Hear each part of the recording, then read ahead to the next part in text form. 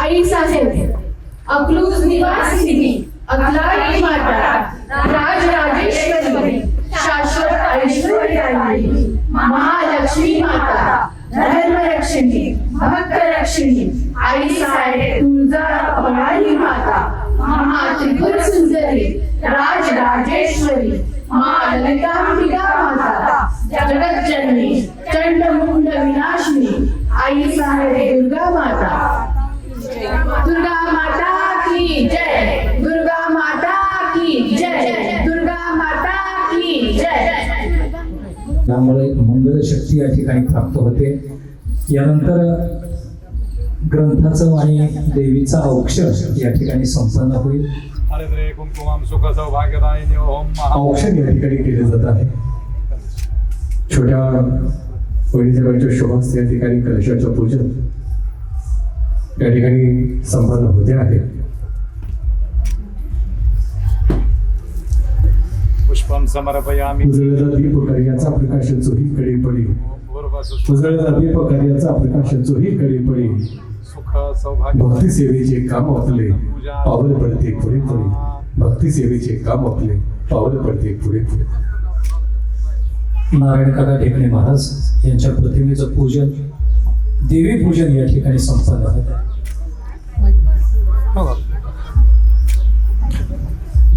सर्वमंगल मंगल्ये शिवे सर्वार्थ साधिके शरण्ये अंबिके गौरी नारायणी नमोस्तुते. या कुंदेन तुषारहार धवला या शुभ्रवस्त्रावृता या वीणा वरदंड मंडित करा या श्वेत पद्मासना या ब्रह्माच्युत शंकर प्रभुतिर् देवै सदा वंदिता. सा मां पातु सरस्वती भगवती निःशेष जाड्यापहा.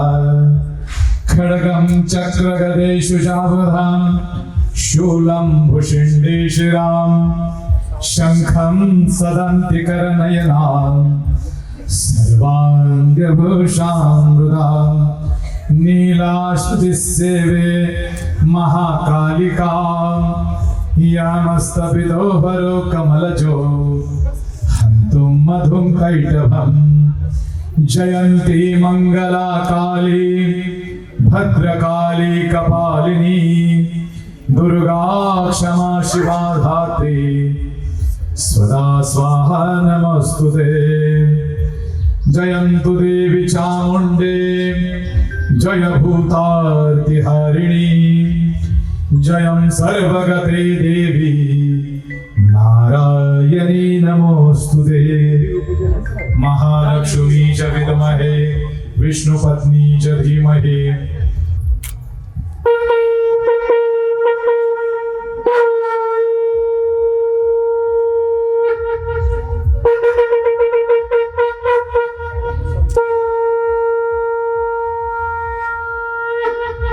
यश्रियं जरतृभ्यो आरभेत् हरिद्रे कुंकुमा सुख सौभाग्यदायिनी. महालक्ष्मी च विद्महे सर्वशक्ती च धीमहि तन्नो लक्ष्मी प्रचोदयात्. आई राजा उधे उधे ऐकलायचं चांगले. आनंदी गणेश सेवा उद्योग संस्था आनंदनगर अकलूज यांची वतीने आयोजित आणि यानंतर आपण यांच्या माध्यमातून हा संपूर्ण योग या ठिकाणी येतोय. ठिकाणी गेली कित्येक वर्ष मिळतो आहे. शंकर महाराज अभ्यंकर यांना ऐकण्याचा योग केवळ आम्हाला वैदिक साहेबांच्या मुळाला ज्यांना आम्ही विजय वाचस्पती या ठिकाणी म्हणतो. नमस्ते सर्व भाविकांना, साधकांना आणि देवी साधकांना. सर्वप्रथम नमन करते व्यासकारीला. व्यासांचं प्रतिनिधित्व आज मी करणार आहे, तर व्यास महर्षींना सर्वप्रथम नमन करते. त्यानंतर आद्य देवता गणेश, मूलाधार स्थित गणेश, पहिलं चक्र मूलाधार चक्र, जिथून देवी आहे तिथे. आणि जे जागृत झाल्यावर गणेश तर जागृत होतोच, पण दैवी साक्षात्कारही होऊ शकतो.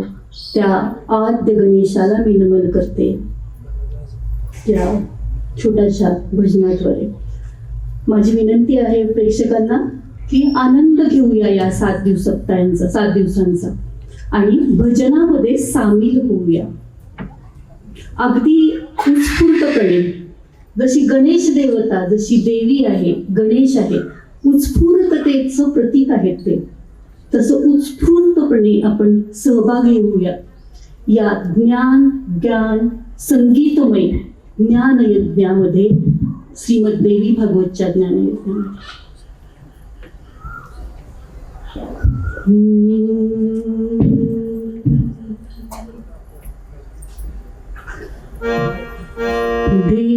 देवदेवेश्वरं श्रुतं देवम्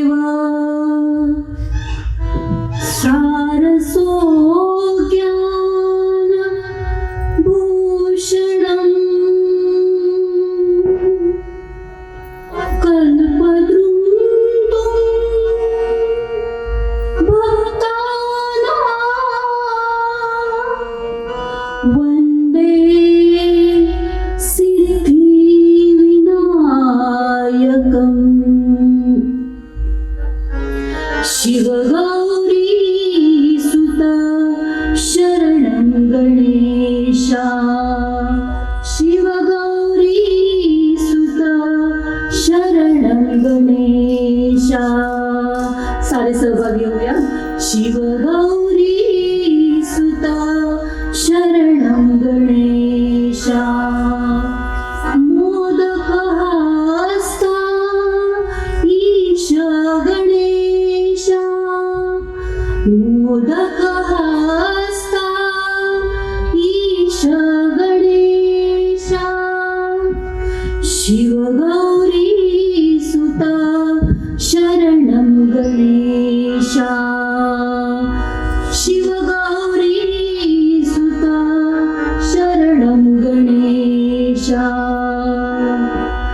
गणराया जय गणराया गणराया जय गणराया गणराया जय गणराया गणराया जय गणराया गणराया जय गणराया गणराया जय गणराया गणराया जय गणराया गणराया जय गणराया गणराया जय गणराया.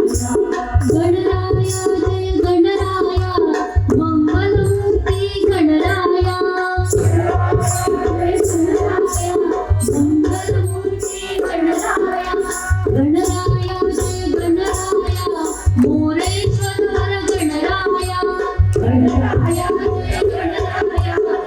गणराया जय गणराया मोरेश्वर गणराया गणराया जय गणराया गणराया जय गणराया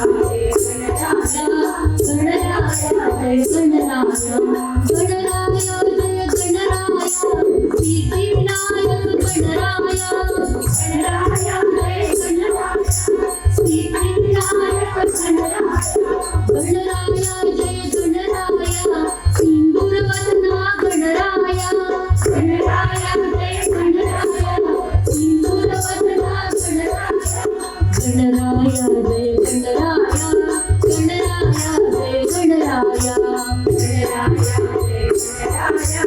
गणराया गणराया जय गणराया जय गणराया गणराया जय गणराया गणराया जय गणराया गणराया जय गणराया गणराया जय गणराया गणराया जय गणराया गणराया जय गणराया गणराया जय गणराया. शिवगौरी सुता शरणं गणेशा. एक क्षणभर डोळे बंद करून त्या गजवदनाला अभिवादन करूया आणि या 7 दिवसाच्या सप्ताहासाठी आवाहन करूया आपल्या हृदयामध्ये.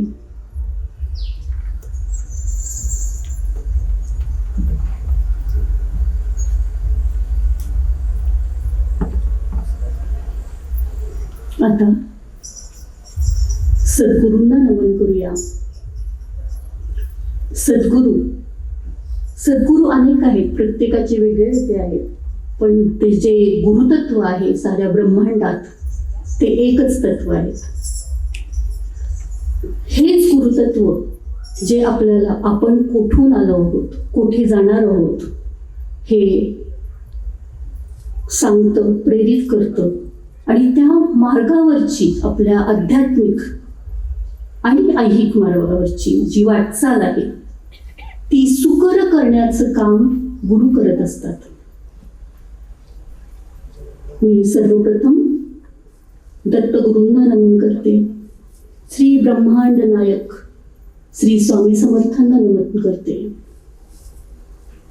त्याचप्रमाणे मला भागवत सांगायची, श्रीमद भागवत आणि देवी भागवत सांगायची प्रेरणा ज्यांच्याकडून मिळाली 8 वर्षापूर्वी ते प्राध्यापक गुरुनाथ मुंगळे सर, दत्त संप्रदायातील एक महत्त्वाची व्यक्ती.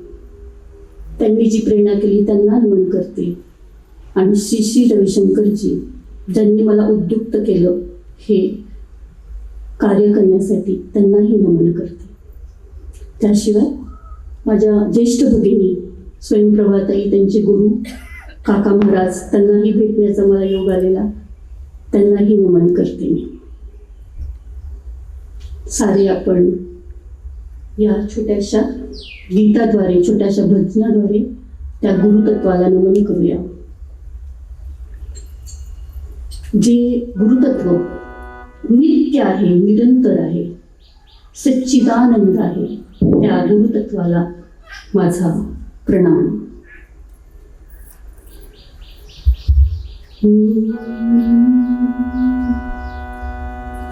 अजो अनंताय नित्याय शुद्धाय, अजो अनंताय नित्याय शुद्धाय, सच्चिदानंद नंद गुरु, सच्चिदानंद नंद गुरु. सारे म्हणूया. आजो अनंताय नित्याय शुद्धाय, आजो अनंताय नित्याय शुद्धाय, सच्चिदानंद नंद गुरु, सच्चिदानंद नंद गुरु. गुरु ओम, गुरु ओम, गुरु ओम, गुरु ओम, गुरु ओम, गुरु ओम, गुरु ओम, गुरु ओम, गुरु ओम, गुरु ओम,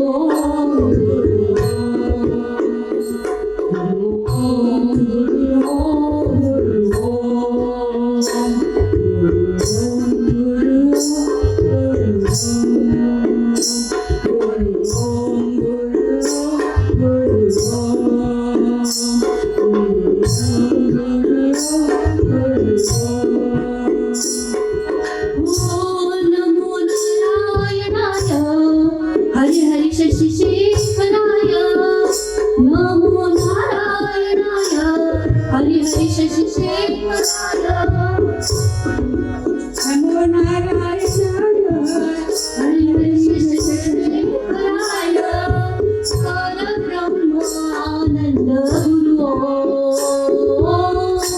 परब्रह्मानंद गुरु, सच्चिदानंद नंद गुरु, सच्चिदानंद गुरु, सच्चिदानंद नंद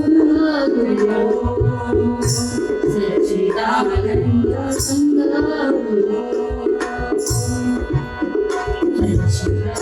सच्चिदानंद गुरु.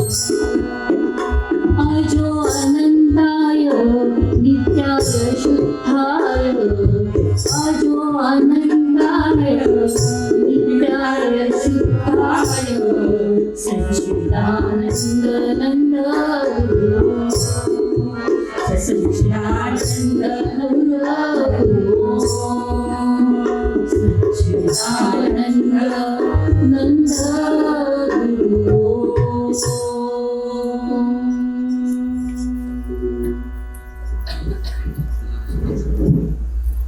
गुरुतत्वाला आवाहन करूया.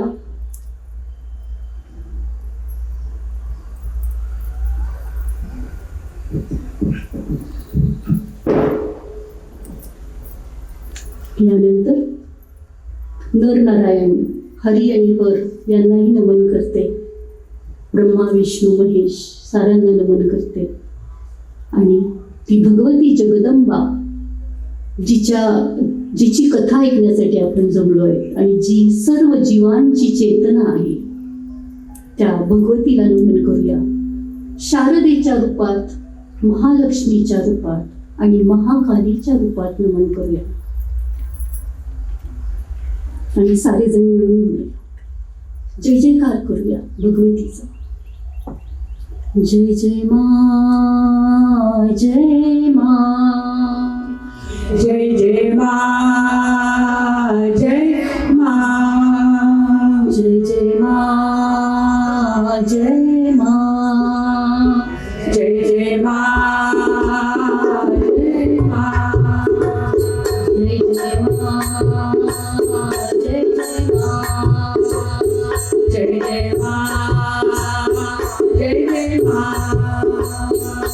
जय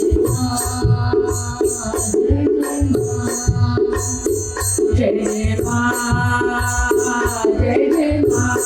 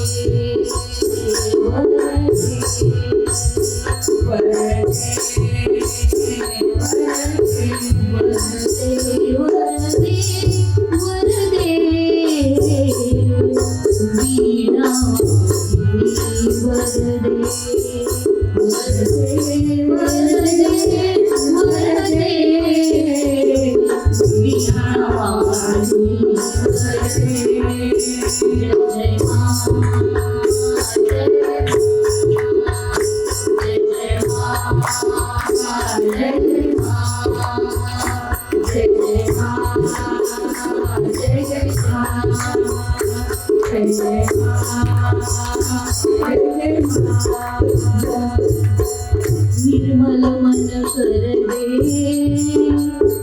प्रेम आतुल कर दे निर्मल मन कर दे प्रेम आतुल कर दे सबकी सद्गति हो ऐसा हमको वर दे वर दे वर दे वर दे वर दे जय जय माँ जय जय माँ जय जय माँ जय जय माँ सरस्वती तू है महालक्ष्मी तू है सरस्वती तू है महालक्ष्मी तू है महाकाली भी तू है हम भक्तों को वर दे वर दे वर दे वर दे वर दे जय जय माँ जय जय माँ जय जय माँ जय जय माँ जय जय माँ जय जय माँ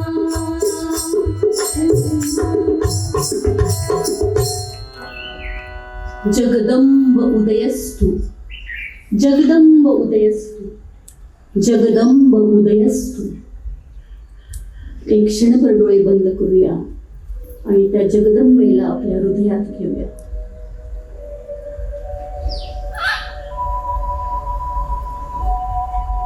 सुंदर स्मित करणारी जगदंब भवानी माँ महालक्ष्मी महाकाली आणि सरस्वतीला ललितांबेला हृदयात घेऊया.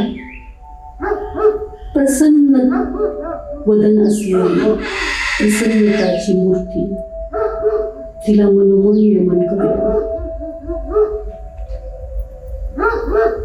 आणि या 7 दिवसाच्या देवी भागवताचा संकल्प करूया मनोमनी की मी त्या देवीप्रमाणे प्रसन्न राहीन.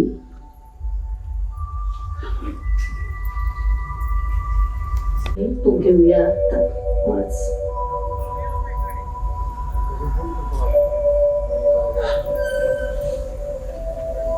हळूहळू डोळे उघडूया.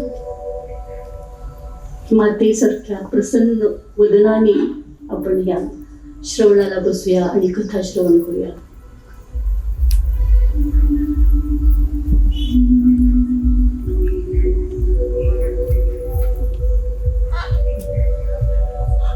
श्रीमद देवी भागवत कथेची पार्श्वभूमी मी सांगते थोडक्यात. आजचं जे आहे आपलं कथन ते आहे देवी भागवताचं महत्व, आणि पहिल्या स्कंदाला आपण सुरू करणार आहोत आज. उद्यापासून कथा पुढे वाढत जाईल आणि प्रत्येक कथेगळी आपली भक्ती ही वाढत जाईल त्या मातेप्रती. ही जी माता आहे सर्वांमध्ये असणारी चेतना, ब्रह्मांडात अणुरेणूत भरून राहिलेली जी चेतना आहे ही देवता आहे. ती करुणामयी आहे, अत्यंत करुणामयी माता. आपण आपल्याला माता जेव्हा समजतो तेव्हा आपल्या मुलांना कोण जास्ती प्रेम करतं? प्रेम दोघं करतात, आई वडील, पण मातेचं प्रेम काही वेगळंच असतं. आता ही तर ब्रह्मांडाची माता आहे, ओतप्रोत प्रेम भरलेलं आहे तिच्यामध्ये. आपल्याला फक्त पाहिजे ते शरण जाणं, संपूर्ण शरणागती त्या मातेप्रती.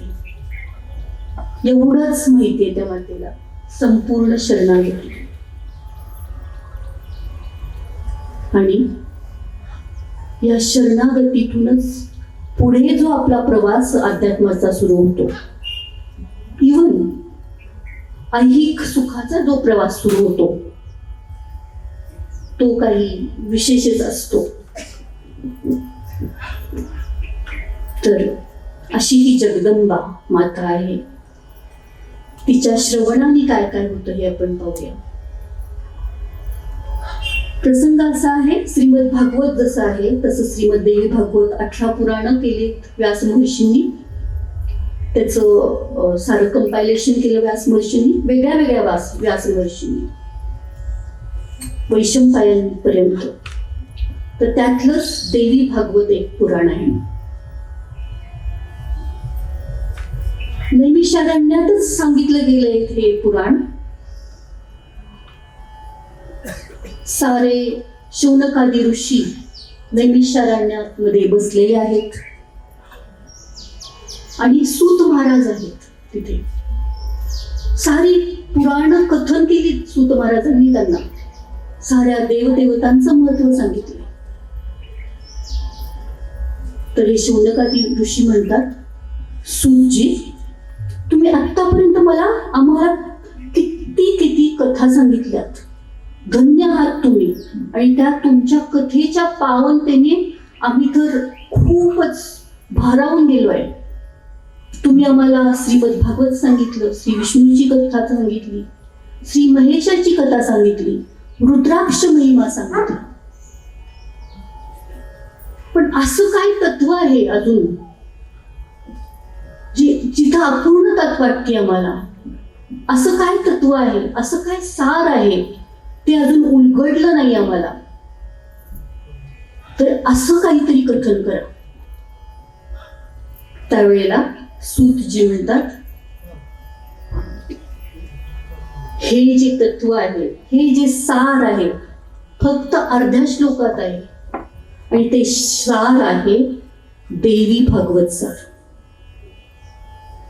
आणि हेच सार आहे देवीचं भागवत सार, जे तत्व अबाधित आहे. आणि पुढे देवी भागवतच्या विविध कथा श्री सूतजी शौनकादी ऋषींना सांगत जातात आणि उलगडत जातो देवीचा हा महिमा, अपरंपार महिमा. या कथेद्वारे जशा कथा पुढे पुढे जात असतात त्या कथेतून आपण बोध घेत असतो, भक्ती येत असते आपल्यामध्ये. आणि ह्या कथांचा महिमा, या श्रवणाचा महिमा असा आहे की आपण देवी आहे ना, देवी फक्त मुक्ती देत नाही, मोक्ष देत नाही, ती भोगही देते आणि मोक्षही देते. म्हणजे काय तर संसारात राहणाऱ्या लोकांना आपल्याला विविध भौतिक सुखांचा अनुभव घ्यायचा असतो, ते तर ती देतेच, त्याशिवाय मोक्षाकडे नेत असते ती, आणि चारी पुरुषार्थही देत असते ती. धर्म, अर्थ, काम आणि मोक्ष हे चारी पुरुषार्थ देवी भागवताच्या श्रवणाने येत असतात. तर अशी आहे ही देवी भागवताची महिमा. आणि ही माऊली, पुढे सांगतात सूजी, की ही माऊली इतकी प्रेमळ आहे, इतकी भरभरून देते तुम्हाला, म्हणून तर तिला माऊली म्हणतात. म्हणून तर आपण ज्ञानेश्वर माऊली म्हणतो. आपण एकमेकांना वारकरी संप्रदायात माऊली म्हणतो, कारण ओतप्रोत प्रेमात भरलेली आहे, दया आहे, माया आहे, जिव्हाळा आहे, स्निग्ध आहे ती. अशी ही माऊली, असा आहे देवी भागवताचा महिमा. असं म्हणतात की श्रीमद भागवत कथानक, आपण ऐकली कथा, बऱ्याचदा ऐकलं आपण श्रीमद भागवत, पण ते अपूर्ण राहतो जोपर्यंत आपण देवी भागवत पुराण ऐकत नाही. जणू काही व्यासमहर्षी सांगतात की देवी भागवत पुराण ही फलश्रुती आहे श्रीमद भागवतची. भागवत आपल्याला बरंच काही देतं, कृष्ण भगवानची भक्ती देतं, पण जेव्हा चेतनेचा, त्यांना कोणी चेतना दिली, हा जेव्हा आपल्याला प्रश्न विचारता येतो, तेव्हा विष्णू म्हणतो माझी चेतना तीच आहे, ब्रह्मा म्हणतो माझी चेतना तीच आहे, महेश त्याची चेतना ही तीच शक्ती आहे, पराशक्ती, परांबा, ललितांबिका, भगवती आणि जगदंबा. हिच्या कथा ऐकल्यावर आपल्याला ते सारं मिळून जातं जे आपल्याला जीवनात पाहिजे आहे. कथेने आपल्या मनात भक्ती येते, भक्तिभाव जागृत होतो. जसं की असं म्हणतात की स्नान केल्याने शरीर शुद्धी होते आपली, ध्यानाने मनशुद्धी होते, प्राणायाम केल्याने प्राणवायूची शुद्धी होते, सत्संग केल्याने विचारांची आणि आचारांची शुद्धी होते, सेवा केल्याने आपल्याला आचारांची शुद्धी होतेच. सेवेने मेवा मिळतो म्हणतात ना, तर ते न करता निष्काम कर्माने आपल्याला आचार विचार मन शुद्ध होत जातं. आणि देवी भागवतच्या श्रवणाने आपल्याला हे सारं मिळतं. साऱ्या शुद्धी, अंतःकरण शुद्ध होऊन जातं. म्हणून देवी भागवत श्रवण करावं. देवी भागवताचा महिमा इतका अपरंपार आहे की या भागवतामध्ये ईश्वरी शक्तीचं वर्णन केलं आहे पुढे. त्यानंतर देवी गीता, देवीनी सांगितलेली देवी गीता आहे, जशी भगवद्गीता आहे तशी देवी गीता आहे. एक अत्युच्च तत्वज्ञान देवीनी दिलंय पुढे देवी गीतेच्या 3 अध्यायामध्ये, जे 6व्या दिवशी येईल ते. तर हे सोपं पण आहे, म्हणजे सामान्य लोकांना सोपं पण तत्वज्ञान आहे, त्याचप्रमाणे हे गहनतेकडे नेणारं पण तत्वज्ञान आहे. आणि आपल्याला काय करायचंय? फक्त शुद्ध भावाने भक्ती करायची, शरणागती. गुरुजींकडे काही लोक आले होते. अहंकार आहे ना, अहंकार आपला सगळ्यांकडे आहे, तो एक आपला सगळ्यांकडे असतो. तर तो काही जात नाही म्हणाले, काही केलं आणि काही केलं, शरणागती होत नाहीये, शरणागती होत नाही, अहंकार जात नाही, काय करावं? तर गुरुजी त्यांना म्हणाले, तू फक्त भक्त हो, भक्त हो. आणि ह्या अहंकाराला, जे ज्याच्यामुळे आपल्या जीवनात बरेच अडथळे येतात, तू सारा जाईल, तू फक्त भक्त हो. तर असंच आपण भक्त होऊन राहूया या 7 दिवसात. आणि बघूया देवीच्या विविध लीला. देवी कशा खेळते आपल्याबरोबर, आपल्या प्रियजनांबरोबर. है ना?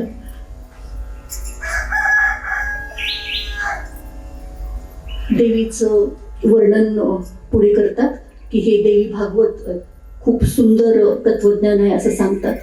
तर शौनकातील मुनी म्हणतात की हे छान तत्वज्ञान आहे, सारं आहे, पण ते कसं उलगडत जातं, म्हणजे ते कुठे दिसतं आपल्याला जीवनात देवीचं जे महत्व आहे. तर त्यावेळेला सूतजी म्हणतात देवी ही एक चेतना आहे, चेतना शक्ती आहे. ब्रह्माच्या नाभी कमळातून विष्णूच्या नाभी कमळातून ब्रह्मा उत्पन्न झाला, तर ती उत्पत्ती कोणी केली? विष्णूने का त्यामागच्या चेतनेने? विष्णूला चेतना कोणी दिली ब्रह्माची उत्पत्ती करण्याची? तर त्या परब्रह्म स्वरूपिणी देवीने दिली. रुद्र संहार करतो म्हणतात, संहार करून पुन्हा निर्मिती करतो विश्वाची. पण त्यामागची चेतना कोणाची असते? ती चेतना असते आदिमाया, आदिशक्ती, जगदंबेची. म्हणूनच हे तिन्ही देव त्या चेतनेच्या, परमचेतनेच्या अधीन आहेत. विष्णू म्हणतात तुम्हाला वाटतं मी स्वतंत्र आहे? नाही, मी स्वतंत्र नाही, मी तिच्या अधीन आहे. महेश म्हणतात मीही स्वतंत्र नाही, मी पण त्या सत्तेच्या, परमसत्तेच्या अधीन आहे.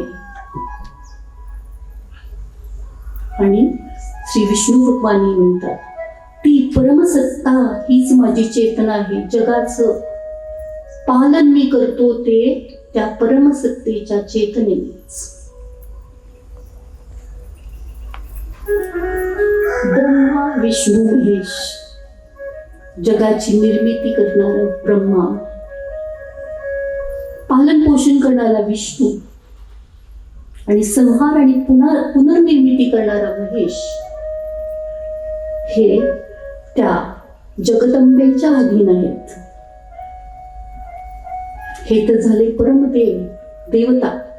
त्या क्षेत्रामध्ये त्यांचं वर्चस्व आहेच, नाकारून चालणारच नाही. प्रत्येक देवाचं एक वेगळं महत्व आहे. जरी सारं तत्व एकच असलं तरी त्यांनी जेव्हा सगुण रूपात आपण बघतो त्या देवांना, तर प्रत्येक देवाला काहीतरी कार्य दिलेलं आहे. तर ते जे कार्य करतात ते कार्य कशाच्या आधारे करतात? तर परमचेतनेच्या आधारे, परांबिका, अंबिकेच्या चेतनेने. म्हणूनच सूतजी म्हणतात, म्हणूनच देवी भागवतामध्ये तू वाच आणि तू श्रवण कर. देवी भागवत 4दा 5दा तुम्ही करा आणि त्याच्यातला महिमा देवीचा बघा आणि त्या चेतना काय आहे हे तुम्हाला उलगडेल. हळूहळू का होईना उलगडेल. ती जे देवी आहे परांबिका, ती ब्रह्मांडात, अखिल ब्रह्मांडात विशाल रूपात आहे, पण ती सूक्ष्म रीतीने प्रत्येकाच्या हृदयाचं कार्य चालवते. माझं कार्य पण ती चेतना चालवते, आपलं कार्य पण ती चेतना चालवते. अशी आहे ती चेतना, देवीची शक्ती. आणि ही शक्ती आहे ना, ती 4 अवस्था सांगितलेल्या आहेत. आपल्या चेतनेचे 4 स्तर सांगितलेले आहेत, 4 अवस्था. त्या 4 अवस्थेत हे देवी तत्व सामावलेलं आहे. पहिली अवस्था आहे जागृत. आत्ता आपण जागृत आहोत, समोर दिसतंय आपल्याला आणि आपण घेतोय, ही जागृत अवस्था. त्यात पण ही चेतना आहे. त्यानंतर स्वप्न अवस्था, स्वप्नामध्ये पण ही चेतना आहे. जेव्हा आपण झोपी जातो तेव्हा पण ही चेतना आहे. सुषुप्त अवस्था, जेव्हा गाढ निद्रा आहे तेव्हा पण ही चेतना आहे. आणि तुरीय अवस्था, ध्यानाच्या समाधीच्या अशा क्षणी जिथे मी काही राहत नाही, मी परब्रह्म स्वरूपिणीशी जेव्हा एकाग्र होतो आणि परब्रह्माशी मी विलीन होतो, ती अवस्था म्हणजे तुरीय अवस्था.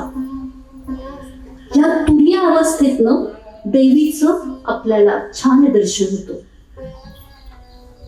तर या 4 अवस्था सांगितल्यात. आणि बऱ्याच लोकांना आपण म्हणतो की स्वप्नात मला देवी दिसली, स्वप्नात दिसली, स्वप्नात मला अनुग्रह दिसला. तर ही एक अवस्था आहे देवीची, स्वप्न अवस्था, निद्रा अवस्था.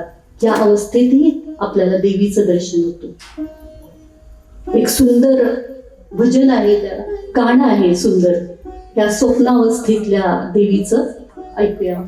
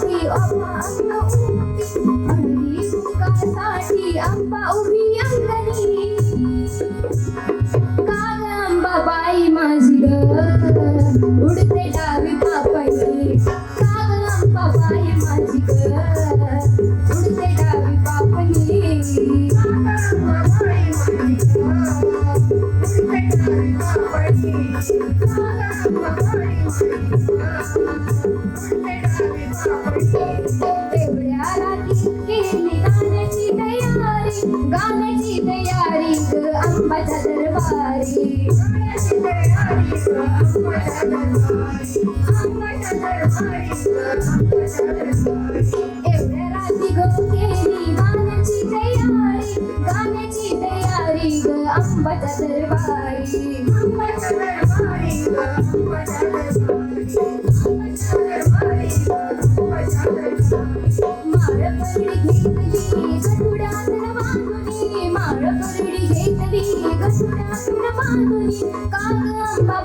माझी ग उडते डावी पापणी काग अंबाबाई माझी ग उडते डावी पापणी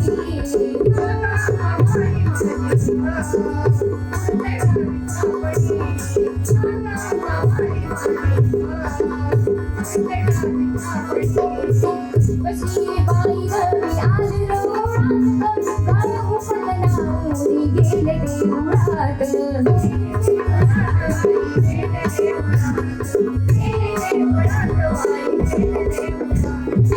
कशी बाई रवी आले रोडात गाय उपटनावरी गेले देवळात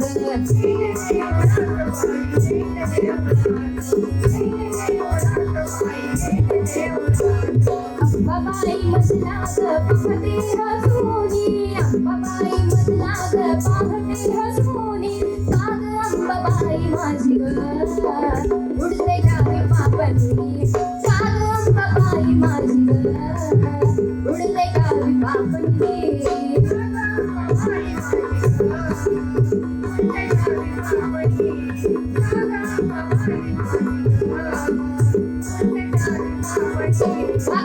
माझी दिसते पूर्वेची चांदणी माझी दिसते पूर्वेची चांदणी काग अंबाबाई माझी उडते डावी पापणी काग अंबाबाई माझी उडते डावी पापणी काग अंबाबाई माझी उडते डावी पापणी काग अंबाबाई माझी उडते डावी पापणी काग अंबाबाई माझी उडते डावी पापणी देवी म्हणजेच असते उत्स्फूर्तता, सहजता, उत्स्फूर्तता. हीच चेतना साऱ्या जगाचं कारणही आहे आणि कार्यकारणही हीच आहे. भागवतामधला दाखला आहे देते. प्रसेनच्या शोधामध्ये श्रीकृष्ण जातात. कित्येक दिवस येत नाही. तो स्वयंतक मणी घेऊन सत्राजितचा जो प्रसेन जातो तर त्यावेळेला 27 दिवस युद्ध चाललेलं असतं जांबुवंताशी श्रीकृष्णांचं. त्यावेळेला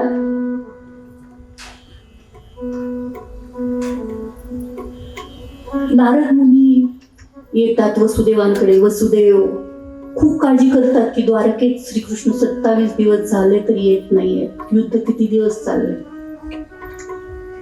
काळजीने पिता व्याकुळ होतो. यावेळेला नारद मुनी सांगतात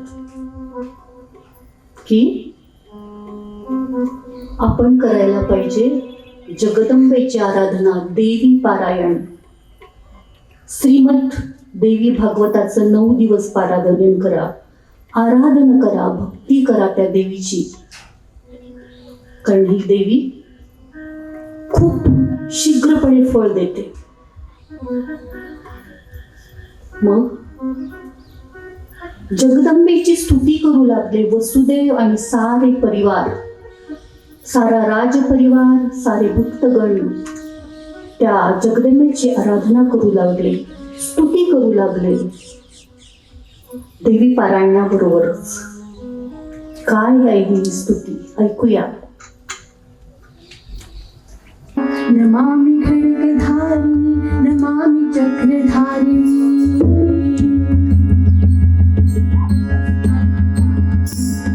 नमामि महिषमर्दिनी नमामि शस्त्रकेतनी नमामि विश्वमोहिनी नमामि सिद्धरूपिणी नमामि असुरभक्षिणी नमामि धर्मरक्षिणी नमामि लोकनाशिनी नमामि पतितपावनी नमामि शूलधारिणी अनेकशस्त्रधारिणी नमामि ब्रह्मचारिणी नमामि विन्ध्यवासिनी नमामि सती साध्वी नमामि मां मदोदरी नमामि मातु वैष्णवी नमामि हे महोदरी नमामि हे महातपा नमामि हे महाबला नमामि हे नित्यप्रिया नमामि पुरुषाकृति नमामि भगवोचनि प्रत्यक्ष ब्रह्मवादिनि वदन्तमूर्ति पूजिता नमामि कात्यायनी नमो गयाय शिवदूते नमामि हे तपस्वी नमामि हे विष्णुप्रिया नमो नमो नारायणी नमामि हे दुर्गाजया सती साची सद्गती नमामि हे सदावती नमामि अभ्रव्याजिती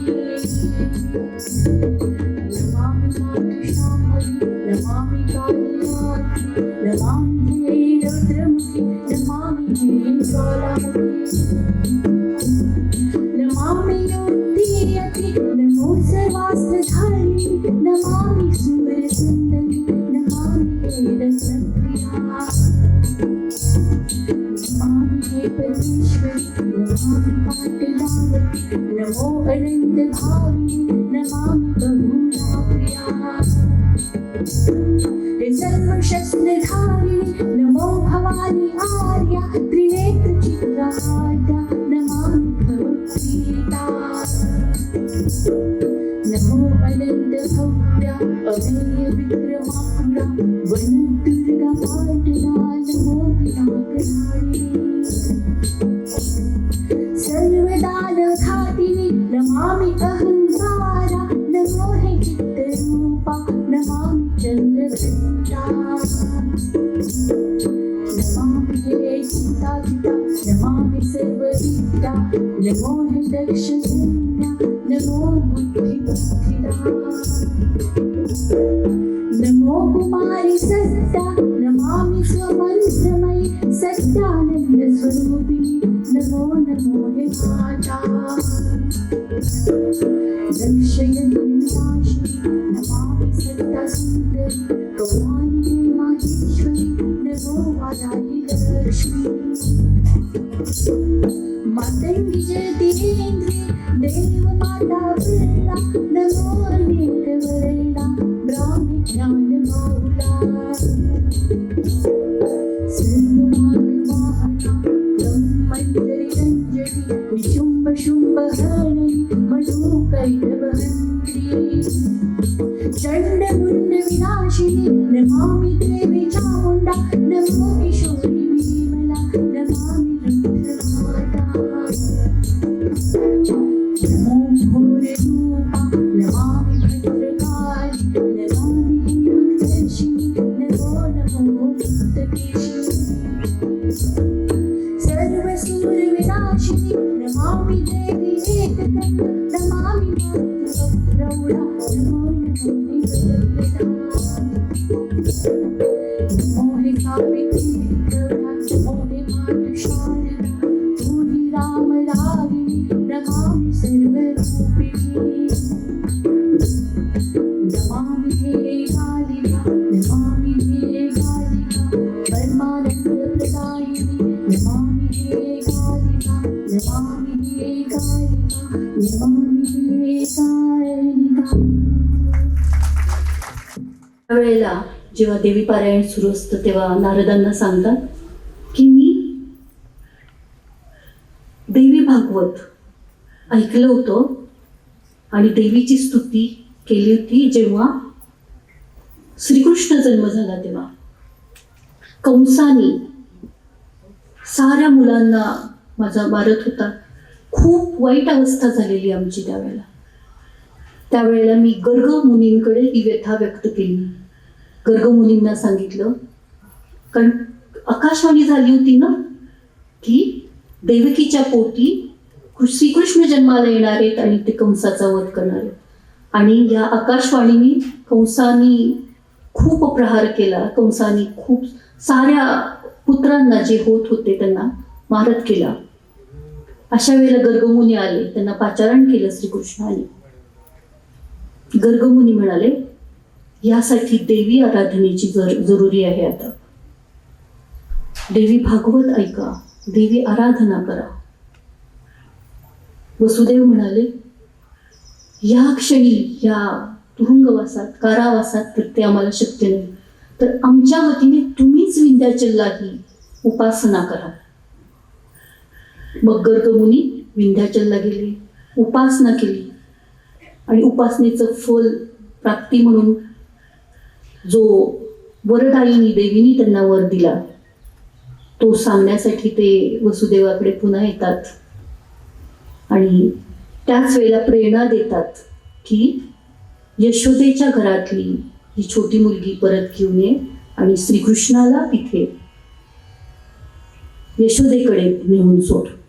ही जी प्रेरणा दिली देवीनी दिली गर्गमुनींना वसुदेवासाठी, देवकीसाठी. आणि पुढे आपण बघतोच की श्रीकृष्ण एक परम अवतार होऊन गेले याच देवी चेतनेच्या मुळे. तर असा आहे देवी भागवतचा महिमा.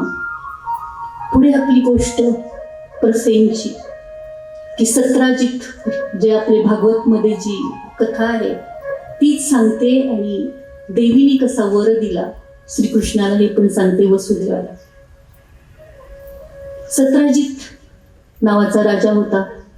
त्यांनी सूर्य नारायणाची प्रखर उपासना केली आणि सूर्यनारायणाने प्रसन्न होऊन त्याला स्वयंतक नावाचा एक मणी दिला आणि तो मणी गळ्यात घातला की तो सूर्याच्या पेक्षा तेजस्वी भासायला लागतो माणूस, असा मणी दिला. आणि त्या उपासना करून सत्राजित द्वारकेत आला. साऱ्यांना वाटलं काय सूर्यनारायणच आलेत. काही लोकांनी जाऊन श्रीकृष्णाला सांगितलं, श्रीकृष्णा तुझ्या दर्शनासाठी सूर्यनारायण आलेत. श्रीकृष्ण तर काय अंतर्यामी. अरे वेड्यांनो, तो सत्राजित आहे ते सूर्यनारायण नाहीये. आणि तो मणी घातलेला आहे त्यांनी स्वयंतक, त्याचा प्रकाश पडलाय साऱ्या द्वारकेत. आणि त्या मण्याचं वैशिष्ट्य की ज्याला कोणाला तो मिळालाय त्याच्या घरी दुःख दारिद्र्य सारं नष्ट व्हायचं. कित्येक भार सोनं द्यायचा तो मणी. आता विचार करा सोन्याची किंमत, आणि त्यावेळेला भार कित्येक मण सोने द्यायचं तो मणी. असा मणी सत्राजितनी प्राप्त केला होता. थोड्या दिवसांनी काय झालं, सत्राजितचा भाऊ प्रसेन आणि तो मणी घातला, भावाचाच ना मणी घातला आणि तो अरण्यात शिकारीसाठी गेला. घोड्यावर मणी घालून त्याची काठ पडली सिंहाशी. सिंहाने हल्ला केला त्याच्यावर, त्यांनी प्रतिहल्ला केला. पण सिंह आहे तो क्रूर शॉपत, त्यांनी मारून टाकलं सत्राजितला आणि त्याच्या घोड्याला. मरून पडला सत्राजित. त्याच वेळेला तिथून जांबुवंत जात होते. जांबुवंत रामायणातील ते जात होते. त्यांनी पाहिलं ह्याच्याकडे मणी आहे त्या सिंहाकडे. त्यांचं घोर युद्ध झालं आणि तो जांबुवंतांनी सिंहाला मारलं. अर्थातच एवढे शक्तिवान होते जांबुवंत. आणि तो मणी घेऊन आले आपल्या गुहेत. आणि जांबुवंतानं काय त्या मण्याचं मुलाला खेळायला दिलं. आपल्या मुलगा खेळत होता त्या मण्याशी. मग इथे काय झालं, द्वारकेत श्रीकृष्ण, सारे लोक आरोप करतातच त्यांच्यावर. आरोप सुरू झाले की श्रीकृष्णाने मणी पळवला सत्राजितचा, असे आळ सुरू झाले. मग श्रीकृष्णाला दाखवायचं होतं की ते मी नाही, मी तो मणी परत मिळवून देणारच. म्हणून सैन्य घेऊन काही लोकांना घेऊन त्या प्रसेनच्या शोधात निघाले अरण्यात. त्यांनी वाटेत पाहिलं प्रसेन मरून पडलाय, त्याचा घोडा पण मरलाय, पुढे सिंह पण मारला गेलाय. पण ते सिंहाची पावलं ज्या गुहेकडे जात होती ती पावलं बघत बघत सगळेजण गेले. ते एका गुहेपाशी येऊन थांबले जिथं जांबुवंत होते आतमध्ये. त्यांनी बघितलं मुलगा खेळतोय मण्याशी. श्रीकृष्णाने त्याच्या हातातून मणी काढून घेतला. तर जांबुवंत महाराज होते. त्या ताईंनी बघितलं दाईने जाऊन जाऊन सांगितलं महाराजांना, महाराज मणी घेतलाय कोणीतरी आले. जांबुवंत आले पुढे आणि श्रीकृष्णाच्या समोर उभे ठाकले आणि माझा मणी दे म्हणाले. आणि युद्ध स्वतःहून सुरू केलं जांबुवंतांनी. एवढे शक्तिमान 2 योद्धे समोरासमोर, हाणामारी जोरदार युद्ध सुरू झालं शक्तीचं. इतकं युद्ध सुरू झालं, 12 दिवस झाले तरी ते युद्ध सुरूच होतं. श्रीकृष्णाबरोबर आलेले सारे लोक आता हे काय होणार, तर कसं होणार हेच काळजी लागली. ते परत गेले वसुदेवाकडे की असं असं चाललंय. मग त्याच 12 दिवसानंतर वसुदेवाने पुढे हा देवी यज्ञ सुरू केला, देवी भागवत सुरू केलं की येत का नाही कृष्ण म्हणून. पण ते श्रीकृष्ण होते परमात्मा. 27 दिवस झाले आणि जांबुवंताला हरवलं श्रीकृष्णाने आणि हरवून आपलं खरं स्वरूप दाखवलं. मीच तो राम रामायणातला.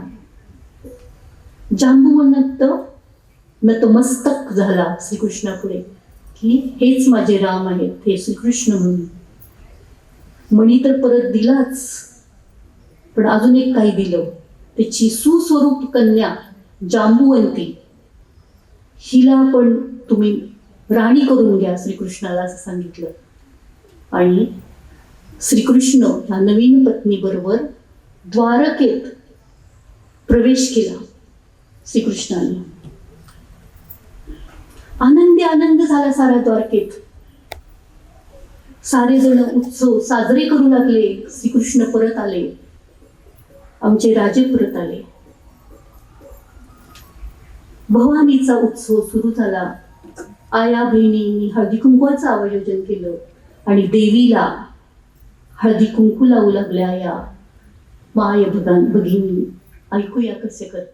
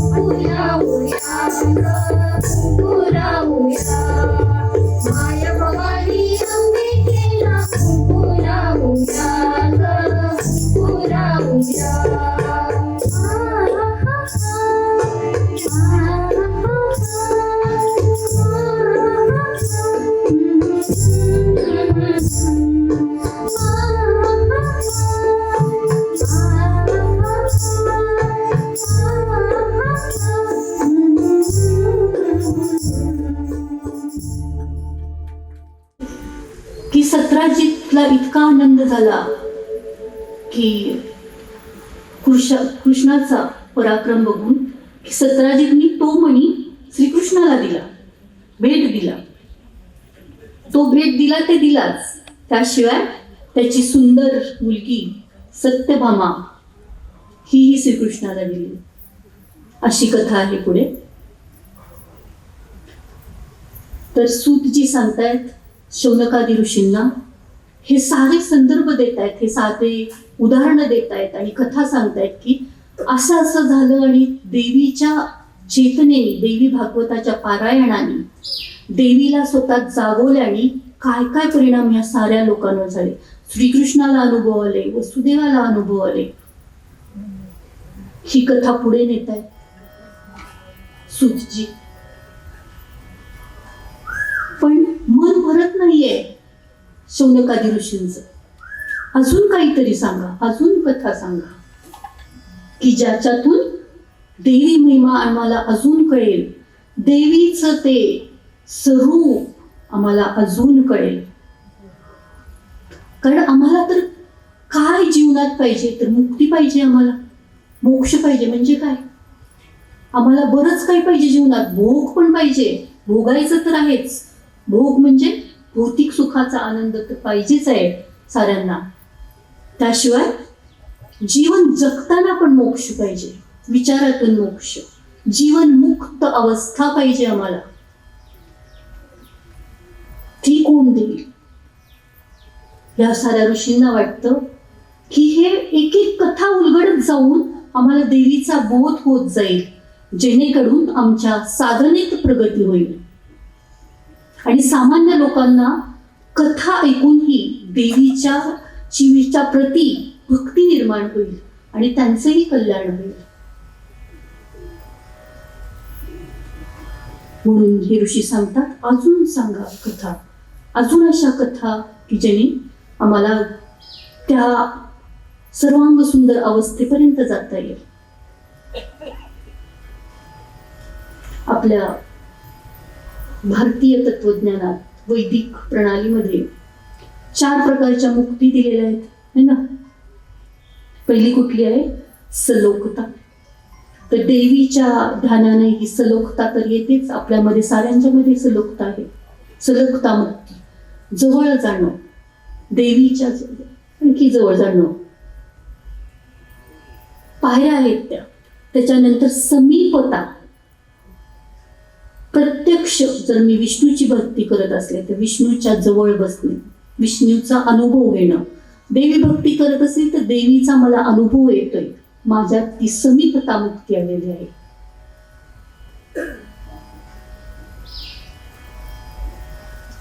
त्याच्यानंतर तिसरा मार्ग आहे स्वरूपता. तर स्वरूपता म्हणजे त्या देवाचं, ज्या देवाचं आपण साधना करतोय त्या देवाचं स्वरूप सूक्ष्म रूपाने, ते देवी स्वरूप माझ्यात येणं. सूक्ष्म रूपाने मला कळतंय की ते देवी स्वरूप माझ्यात आहे, माझ्या जवळ आहे. ही झाली स्वरूपता. आणि चौथा आहे प्रकार हा मुक्तीचा, सायुज्यता. सायुज्यता म्हणजे त्या परब्रह्माशी माझा जीवात्मा त्या परमात्म्याशी विलीन होतो साधनेद्वारा. तो द्वैत भावच राहत नाही माझ्याकडे, ती झाली सायुज्यता. मंडूक उपनिषदामध्ये याचं वर्णन केलेलं आहे. तर या साऱ्या मुक्तीच्या अवस्थेतून आपण जातो आणि सायुज्यता मुक्तीपर्यंत आपण पोचतो देवी भागवत पठणाने, देवीच्या आराधनेने. एवढंच नाही तर सर्वात उन्नत अवस्था अद्वैत संप्रदायातली आद्य शंकराचार्यांनी सांगितले, जीवनमुक्त मुक्ती. जीवनमुक्त हा एक अत्युच्च मुक्ती आहे. जीवनमुक्त म्हणजे मी जीवनात आहे, मी सगळं कार्य करतोय, करतीये, पण तरी पण मी मुक्त आहे. श्रीकृष्णासारखं, श्रीरामासारखं मी भोगी पण आहे, पण मी योगी पण आहे. श्रीकृष्णासारखं जीवनमुक्त, डिटॅचमेंट, वैराग्य, पण संसारात राहून वैराग्य. ही झाली मोक्षाची अवस्था, जीवनमुक्त अवस्था. शंकराचार्यांनी सुंदर वर्णन केले. आद्य शंकराचार्यांनी त्याचं जीवनमुक्त माणूस कसा असतो.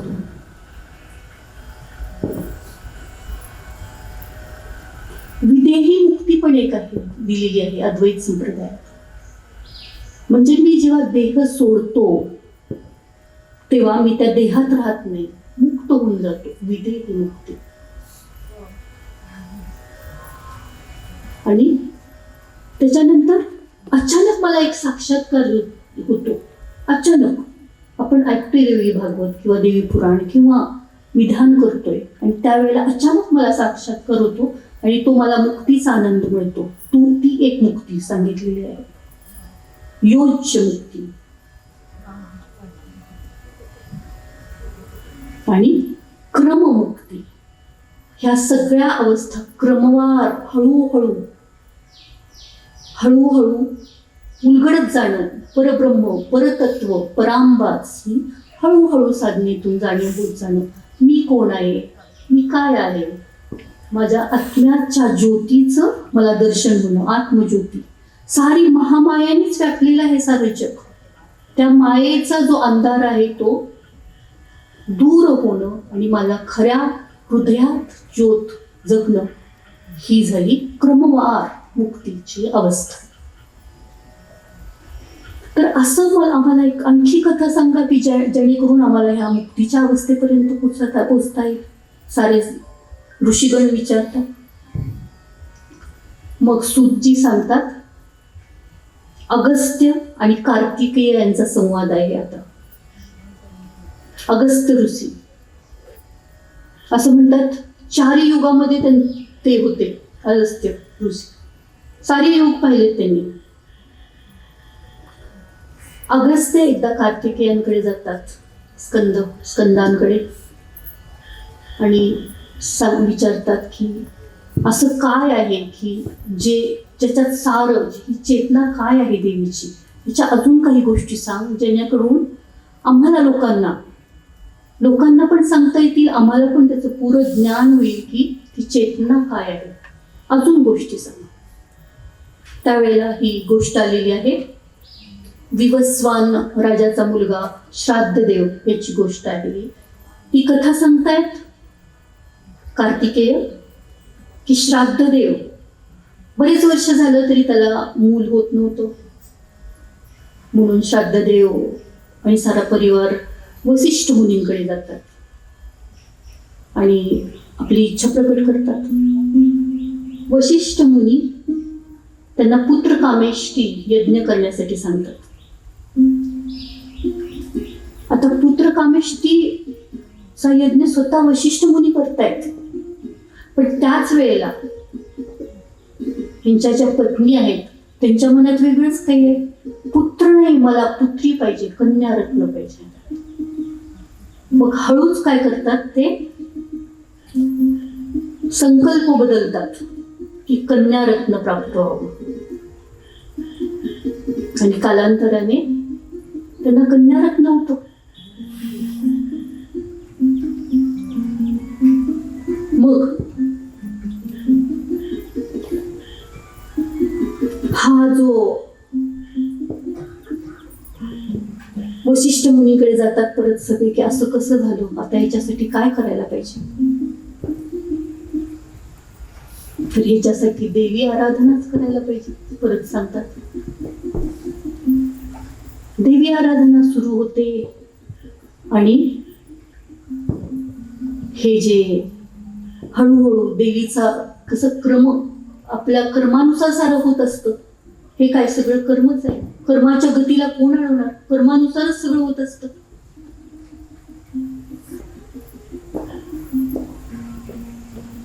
ठीक आहे म्हणतात. वशिष्ठांनी तप केल्यावर ती जी कन्या आहे पुन्हा पुरुष होते. पण एकदा काय होतं, अरण्यात गेली असते हिमालयाच्या तराईत, ह्याच्यात जो शापित भाग आहे शंकर पार्वतीचा शापित भाग आहे तिथे जाते आणि या पुरुषाचा पुन्हा कन्या होते. अशा छोट्या छोट्या कथा आहेत. आपल्याला वाटतं हे असं का होतंय असं. तर ह्या सामान्यांना समजण्यासाठी अशा कथा दिलेल्या आहेत की आपला जो संकल्प आहे तो पूर्ण कसा होतो देवीच्या पारायणाने, ह्याच्यासाठी अशा कथा दिलेल्या आहेत. मग तिथे जो बुधाशी संकल्प येतो या कन्येचा, ती पुढा कन्या होते. मग बुधाशी लग्न होतं. त्यातून पुरुरवा राजा येतो. पुरुरवा एक येतो, तेजस्वी राजा तयार होतो आणि तो खूप वर्ष राज्य करतो. पण याच वेळेला जी कन्या झालेली असते ना, पुरुषाची कन्या, शापामुळे तिला वाटतं की मला परत पुरुषत्व पाहिजे, म्हणून पुन्हा तपश्चर्या करते देवीची. आणि कालांतराने सगळं सुकर होतं, सगळं लाभ होतो तिला आणि ती परत पुरुष होते आणि सुद्युम्न म्हणून राजा होते. आणि कित्येक वर्ष पृथ्वी तलावर तो राज्य करतो, पराक्रमी राजा. म्हणजे काय की थोडक्यात काय, पुत्र कामेष्टी जो यज्ञ केलेला आहे तो यशस्वी होतो. देवीच्या आराधनेने हा यशस्वी होतो असं साधारण कथा सांगतात. कार्तिकेय. पुढे अजून कथा आलेल्या आहेत बऱ्याच. त्यातली एक कथा सांगते ऋत्वाक मुनींची.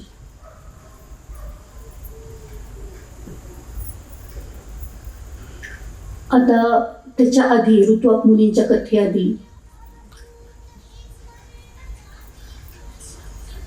अगस्ती मुनींनाच कार्तिकेय सुरुवातीला महिमा सांगतात देवी भागवत की देवी भागवताच्या प्रत्येक पानात गुप्तपणे गायत्रीचा वास आहे, गायत्री आराधनाचा वास आहे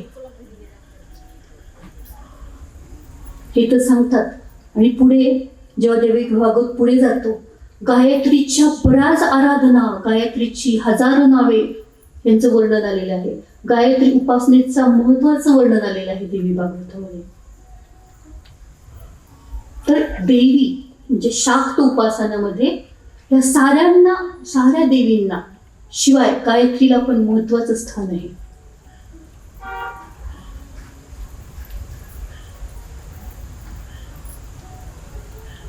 ऋत्वाक मुलांची कथा सांगतात की ऋत्वाक मुनींना पण खूप त्यांनी सारं म्हणजे अगदी आचार विचार सगळे त्यांचे छान होते. सगळं वैदिक धर्माप्रमाणे त्यांचे संस्कार होते. ऋषींनी सारं सगळं देवाला वाहून सगळं काम करत होते. पण त्यांना जो पुत्र झाला ना तो एकदम निकामी निघाला. म्हणजे काय तर तो एकदम बाहेर खेळी होता. असं कसं झालं? ऋत्वाक मुनी म्हणाले हे असं कसं होऊ शकतं?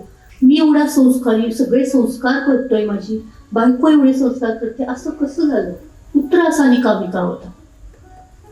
मग ते गर्ग मुनींच्याकडे गेले आणि त्यांना आपली चिंता सांगितली की शंका सांगितली की असं का व्हावं असं. तेव्हा गर्ग मुनी हे प्रख्यात ज्योतिषी होते. ज्योतिषशास्त्रामध्ये आम्ही सारे मानतो त्यांना खूप. ते म्हणाले हा तुमचा किंवा तुमच्या संस्काराचा, तुमच्या कर्माचा काहीही दोष नाहीये ह्याच्यात दोष आहे तो ज्या नक्षत्राच्या चरणावर गंडांत चरणावर जन्मला रेवती नक्षत्राच्या, त्याचा दोष आहे ते. त्यामुळे तुम्ही आता त्याची काळजी करू नका, फक्त देवीची आराधना सुरू करा. देवी भगवतीच हे काही जे करू शकेल ते फक्त देवी भगवती करेल. देवी पारायण करा, देवी ध्यान करा, देवीची आराधना करा. ऋत्वाक ऋषींना ठीक आहे मी आराधना करतो, पण आधी राग पण आलेला. असं कसं झालं? कुणाचा राग आला तर नक्षत्राचा राग आला. असं कसं नक्षत्रावर हे जन्मलं? त्यांनी काय केलं? त्यांच्या तपश्चर्येचं मोठं बळ होतं, त्या रेवती नक्षत्रालाच भ्रष्ट केलं, काढूनच टाकलं आकाशगंगेतून. आणि देवी आराधना करू लागले ते. आणि देवी आराधनेने सर्व काही सुमंगल व्हायला लागलं. त्यांचा पुत्र तर चांगला झालाच, पण त्यांचं जीवनही चांगलं व्यतीत व्हायला लागलं त्या देवीच्या उपासनेने. असं आहे देवीचं महत्व. पुढे आपण कथा ऐकूच. ते कुठे गेलं रेवती मग नक्षत्र? आता तर आहे ना? हा, मग ती कथा ऐकू आपण पुढे. 2 मिनिटं विश्रांती घेऊया त्या देवी भगवतीच्या जय जयकारात. डोळे बंद करून जगदंब जगदंब डोळे बंद करून त्या देवीला मनात घेऊया. फक्त सुंदर छोटस मानस पूजा करूया. सारे मोबाईल वगैरे बंद करा, डोळे बंद करा, शांत. एक दीर्घ श्वास घेऊया, सोडून टाकूया. अजून एक दीर्घ श्वास घेऊया, संपूर्णपणे सोडून घेऊया. 3 वेळेला ओंकारचं उच्चारण करूया. एक दीर्घ श्वास घेऊया. हो.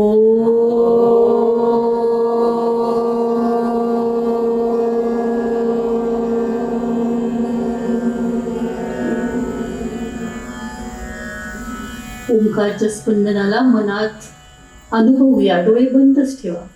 अनुभव घ्या या दैवी शक्तीचा. दुसरा दीर्घ श्वास घेऊया. हो.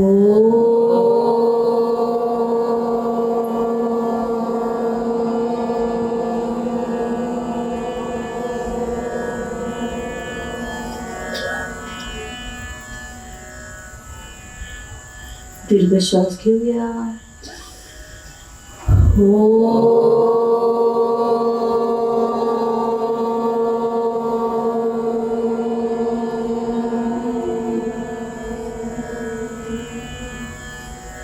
शांत होऊया.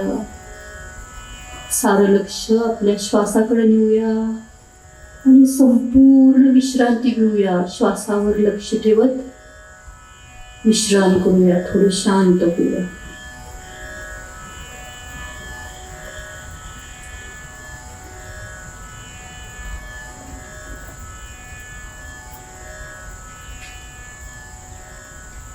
मनात विचार आले तर पुन्हा श्वासाकडे लक्ष देऊया आणि शांत शांत होऊया.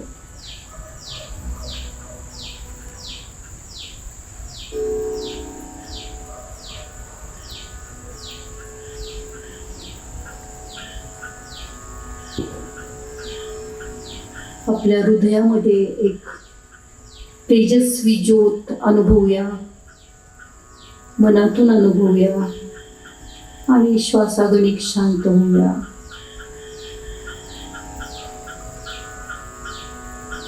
आणि त्या ज्योतीमध्ये देवीचं दिव्य स्वरूप पाहूया. प्रसन्न देवी, सुंदर देवी, वरदायिनी देवी, मंगल करणारी देवी, वात्सल्यमयी देवी. साऱ्या जगाची माता माझ्या हृदयात आहे. मला कुठलीच काळजी नको आहे या क्षणी. शांत हो. सारं दुःख दर्द हारी देवी.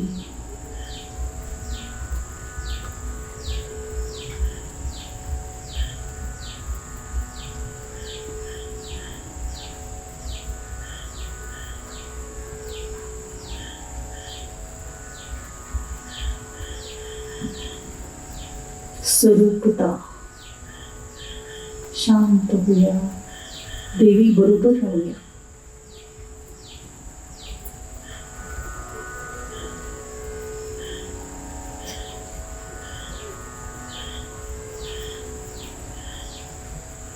वंदे भुवनेश्वरी मंगलकारिणी. वंदे भुवनेश्वरी मंगलकारिणी. कृपा करो दुःख निहारो. कृपा करो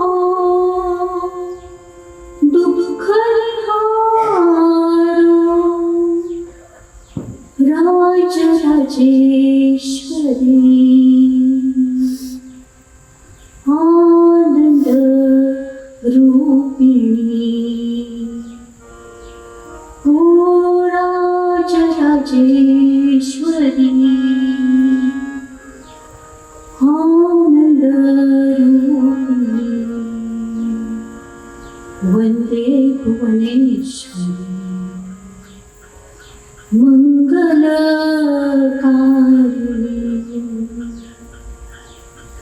कृपा करो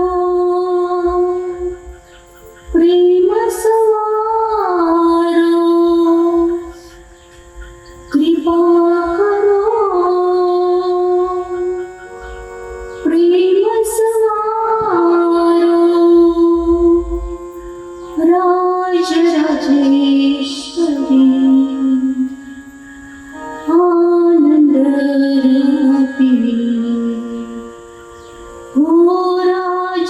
राजेश्वरी आनंद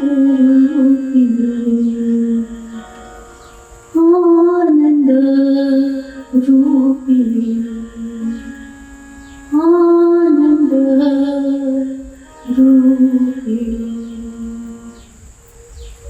देवीसारख्या प्रसन्न वदनाने मंद स्मित करत डोळे उघडूया.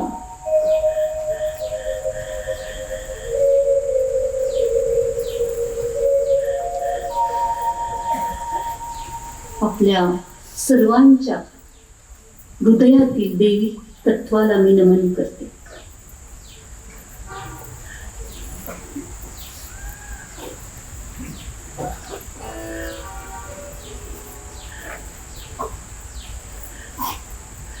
पुढे कथा नेऊया रेवती नक्षत्राची. थोडा वेळच आता आज देवीचं महात्म्य बघतोय आपण. देवी भागवताचं महत्व सुरुवातीच्या पहिल्या दिवशी होत असतं.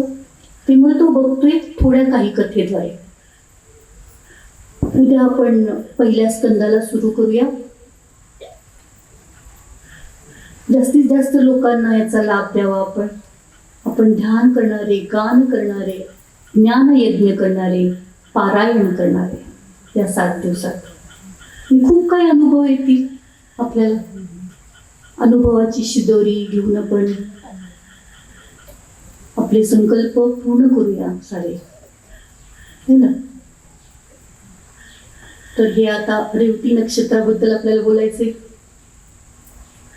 एक ऋषी होते.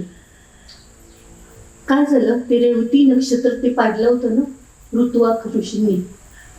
ते एका पर्वतावर जाऊन पडलं आणि त्या पर्वत एवढा सुंदर झाला, सुंदर दिसायला लागला. बाग बगीचा, सगळी झाडं झुडपं, छान रंगीबेरंगी फुलं पाखरं. त्या पर्वताचं नाव रैवत पर्वत झालं.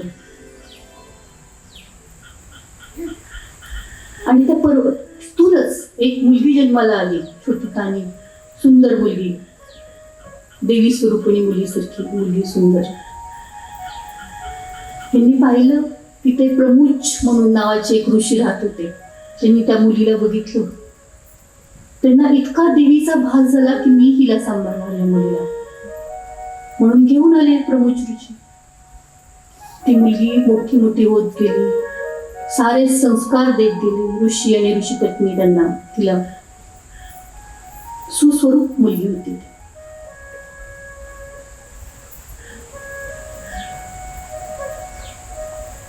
आणि काय झालं, एकदा त्यांच्या मनात होतं की ही मुलगी मला एका मोठ्या, त्यांच्या मनात असा संकल्प होता तपश्चर्याचा की मोठ्या राजाला, एक तेजस्वी राजा, महाप्रतापी राजाला ही मला मुलगी द्यायची आहे, असा संकल्प होता. त्या जावयाची ते वाटच पाहत होते. तो जावई हेरला होताच जणू त्यांनी, कोण आहे तो. एक दिवशी एक राजा आला आणि त्या ऋषींच्या कुटीरकडे आला पाणी मागण्यासाठी. त्या मुलीला विचारलं त्यांनी, ऋषी कुठे आहेत. सहज हाक मारून दिला त्या मुलीला, हे प्रिये, ऋषी कुठे आहेत तुझे वडील. तिने सांगितलं आत बसलेत. आत गेला. राजांनी आधीच तयारी केलेली, ऋषींनी आधीच तयारी केली होती जावं येणार म्हणून. त्याला अर्घ्य द्या. त्या गौतम नावाच्या त्यांनी शिष्याला सांगितलं त्याला अर्घ्य देऊन त्याचं स्वागत करा या राजाचं. मग तो राजा आत आला. त्या राजाला म्हणाले ऋषी, अरे सासूरवाडीला आलाय, तुमचं खूप स्वागत करतोय आम्ही. तुमची पत्नीच्या घरी तुम्ही आलेला आहे, रेवतीच्या घरी. राजा म्हणतो, माझ्या राजाचं आता पूर्वी सगळे लग्न झालेली होते, बऱ्याच स्त्रिया असायच्या. ह्या सुभद्रा आहे, ही आहे, जानकी आहे, पण ह्या नावाची कुठली माझी पत्नी नाही आहे. तर ऋषी म्हणतात, ही काय तू तुला प्रिय म्हणून हाक मारली, ती माझी सुविद्य मुलगी, तीच तुझी तुझी पत्नी म्हणून तिचा स्वीकार कर तू राजा. राजाला हो म्हणणं भागच होतो. ऋषी काय करतात पूर्वीचे, काय देतात, हा, राजाला भागच होतो. आणि नाही म्हणायचं कारणच नव्हतं, कारण ती सुस्वरूप मुलगी होती, सुसंस्कारी मुलगी होती आणि स्वाभिमानी पण मुलगी होती. ती मुलीने काय अट घेतली, हा ठीक आहे लग्न करायचं वगैरे, करूया आपण लग्न, पण रेवती नक्षत्रावरच लग्न करायचंय मला, अशी अट घेतली. ऋषी म्हणतात अरे ते रेवती नक्षत्र तर पहिलंच पदभ्रष्ट केलंय ऋतुवाक ऋषींनी, कारण माझा जन्म रेवती नक्षत्रावर झालाय त्या मुलीचा, तर ते नक्षत्र मला पाहिजे, त्याच मुहूर्तावर मी लग्न करणार.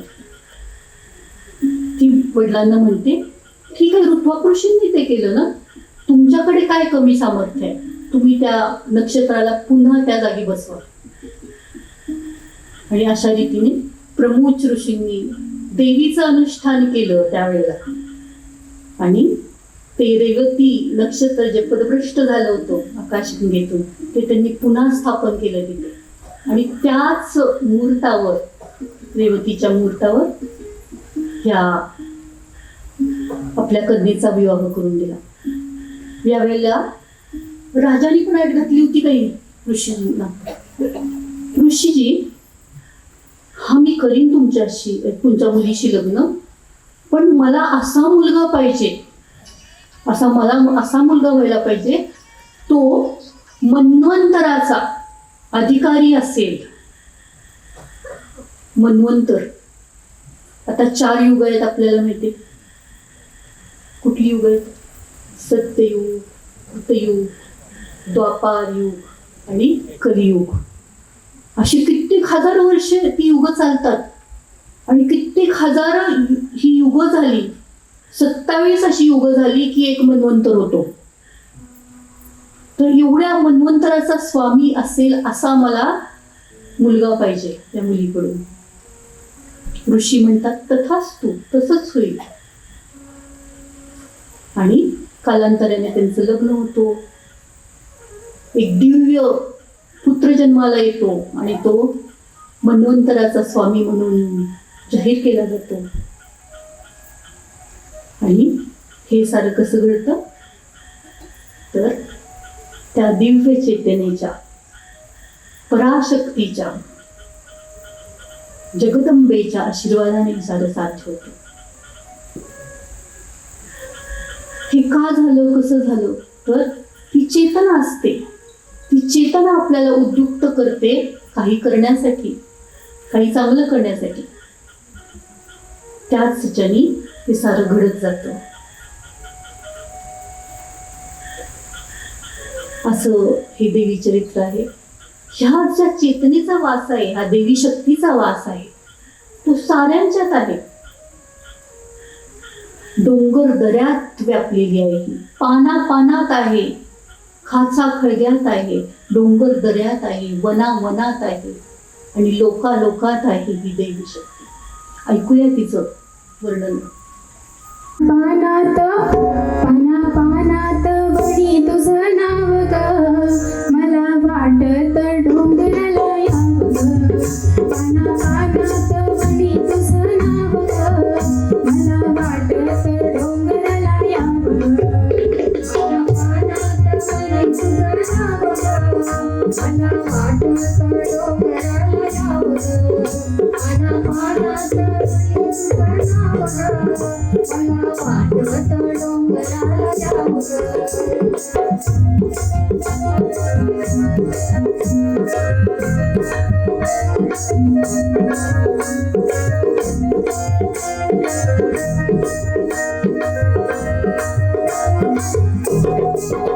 देवी तुझ्या मी डोंगरी येते, तुझ्या तळ्यात मी नाते. देवी तुझ्या मी डोंगरी येते, तुझ्या तळ्यात मी नाते. पाना पानात पाना पानात वणी तुझं नाव ग, मला वाटत डोंगराला यावं ग.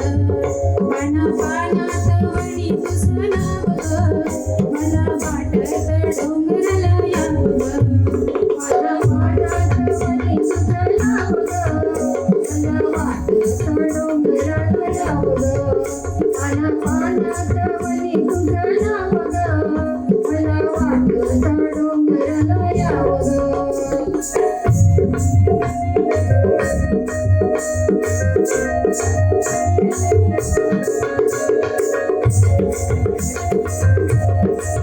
आली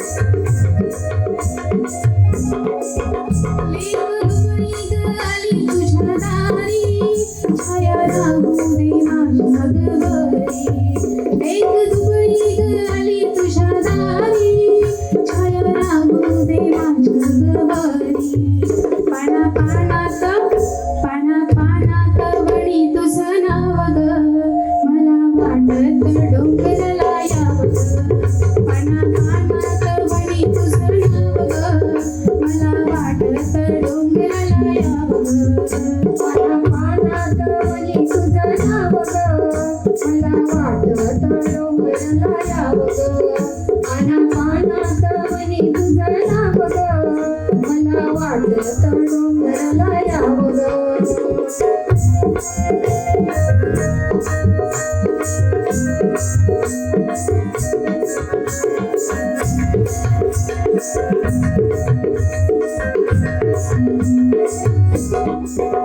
आई चालत तुझ्या मी दारी भगवनी शान शिकल्या आली चालत तुझ्या मी दारी भगवनी शान शिकल्या पाना पानात म्हणी तुझं नाव ग मला वाटत डोंगराला यावं पाना पानात म्हणी तुझं नाव ग मला वाटत डोंगराला यावं पाना पानात म्हणी तुझं नाव ग मला वाटत डोंगराला यावं पाना पानात म्हणी तुझं नाव ग मला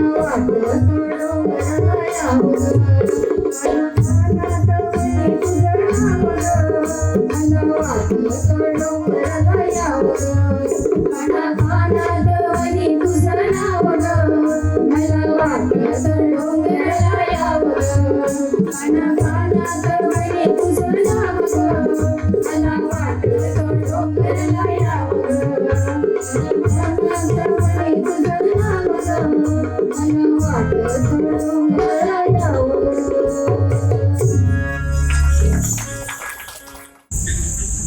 या देवी भागवताच्या महत्त्वाच्या अध्यायामध्ये महत्त्वाच्या पहिल्या सुरुवातीच्या प्रस्तावनेमध्ये शेवटचा प्रश्न विचारतायत. उद्या आपण अध्यायाला सुरुवात करणार आहोत.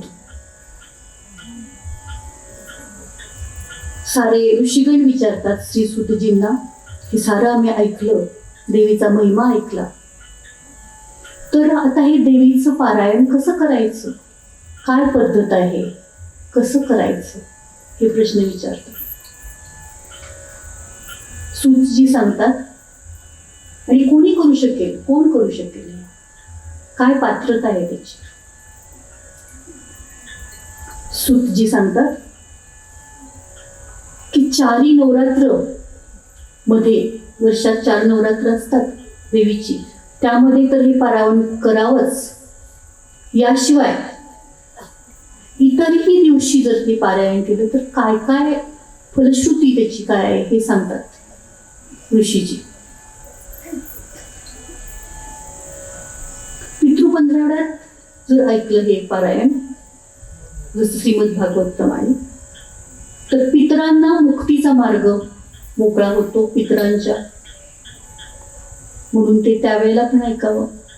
नवरात्रात देवीचा वास वातावरणात, आता रात्र झाली आहे, देवीचा वास वातावरणात कित्येक पट, 100 पट जास्त असतो देवी तत्व नवरात्रामध्ये. तर त्यावेळेला पण हे पारायण करावं, ध्यान करावं, गान करावं, संगीत करावं. आपण जेव्हा संगीत म्हणतो ना, उत्साह, त्यावेळेला पण आपलं मूलाधार चक्र जागृत होत असतं. म्हणून आपण उत्स्फूर्तपणे संगीत म्हणावं या दिवसामध्ये, उत्स्फूर्तपणे नृत्य करावं. गरबा करतात नवरात्रात की तो देवीचा जागरण करतो आपण देवीचं, त्याच्याने देवीची शक्ती, जी चेतना आहे ती आपल्या, जसं की शास्त्रात सांगितलंय, सुषुम्ना नाडीच्या वर वर ती चेतना येत जाते. आणि नवरात्रात त्याचं खूप महत्व आहे. यावेळेला पण करावं आणि कुठल्याही दिवशी करावं. असं सांगतात ऋषीजी की अविचारी लोकांनी, व्यभिचारी लोकांनी, पापी लोकांनी थोडा वेळ हीच जरी हे चोरदोडे त्यांनी थोडा वेळ जरी हे पारायण ऐकलं तरी त्यांच्यात आमूलाग्र बदल होतात, ते देवी भक्त होऊन जातात. गुरुदेव सांगतात ना, भक्त व्हा. तसं भक्त होणं गरजेचं आहे.